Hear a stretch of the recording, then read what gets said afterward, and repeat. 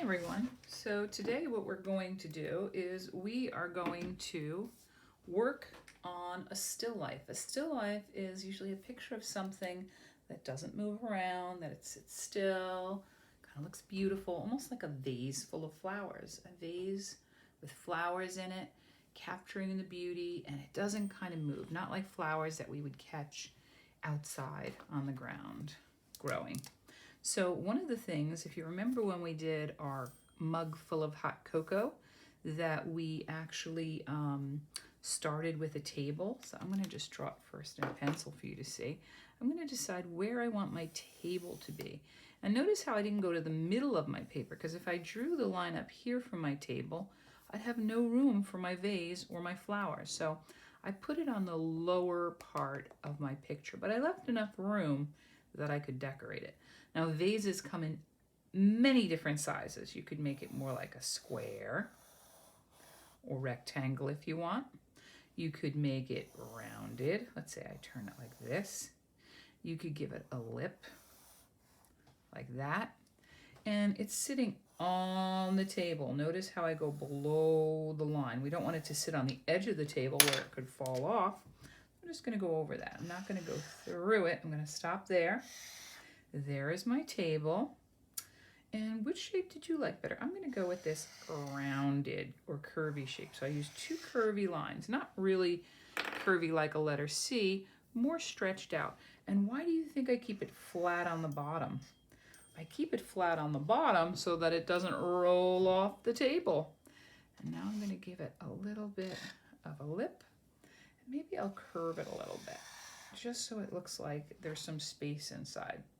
Now, a lot of times when people draw flowers, they might go like this, and they might make a circle, but this poor flower looks so stiff. So let's loosen them up. Let them exercise a little bit. Let a flower stem curve a little bit, and you can start with a circle, and maybe you only want to keep them circles. They're kind of interesting like that.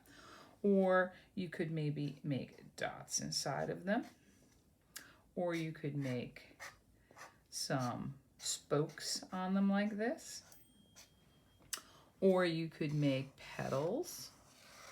Here my petals are long and skinny, and look at how they look like the U again, or the scales of a fish. That shape pops up a lot in drawing. And I don't want them just to be standing so stiff. They're so beautiful, and I don't know if I like the spokes. I might make it like this: one big, one little. One big, one little. So I added some variety here. That always makes it more interesting in art when we give a little variety. Here we go. Here we go. Interesting. So I have two so far. I'm going to add another one. And this one might go way over here. And maybe this time I'm going to start with the letter U too. But this time I'm going to come down and down. It almost looks like a tulip. And maybe I need one more line right like that. I could put another one here, curving my line. Maybe I'll make a circle, inside a circle, inside a circle. Whoa, I kind of love that idea. And maybe one will be all the way in the back here. And maybe this one will be like a spiral. Spirally around, spiral. See how I don't connect it? I just keep going in. There we go. And that's maybe one of my flowers too. Now I like to see some greenery on my flower too. That means the leaves. So I kind of make those same lines that I did there, that curvy line. And I go like this. Curvy over, curvy under. Kind of like the eye or the shape of the fish that we made. Curvy over, curvy under. So many options. And I could keep adding those shapes as much as I want. I'm going to stop right there. There's so much more I could do. Maybe I want to make the leaf pattern almost like a line down the center. I want to show you the pattern of the leaf. I think I'm going to leave that like that. Now for here on my vase, you could leave it a solid color like this. You could leave your table a solid color. You could leave your back a solid color. Or you could make a pattern. Maybe my pattern is going to be diagonal lines in this direction, and I could leave it like that. Or I could take it also diagonal lines in this direction.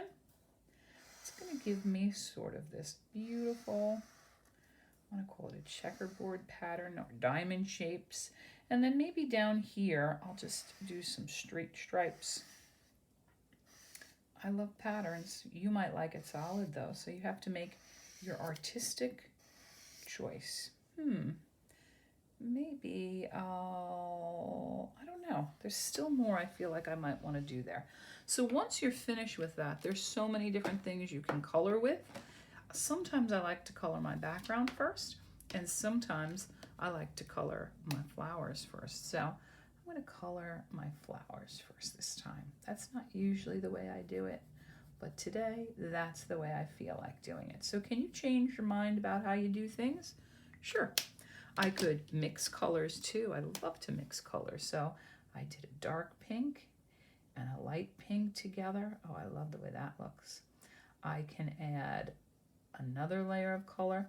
These are my gel sticks, so if I really wanted to, I could have a little extra fun by spreading out some of the color. Let's say I put blue here.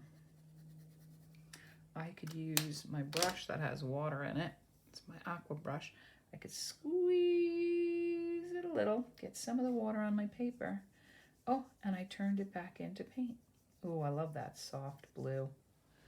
I might do some more of that. I haven't decided yet, but keep your eye out on my colors.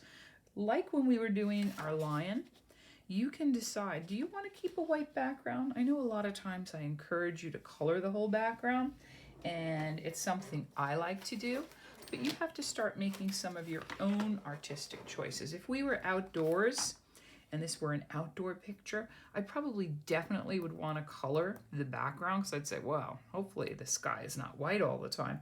But here in this picture, it might be a nice, what we call contrast, where it really makes our design pop up. So if you want to leave parts of it white, that's up to you. You get to make those choices. You're the artist. Have fun, and I look forward to seeing your finished piece.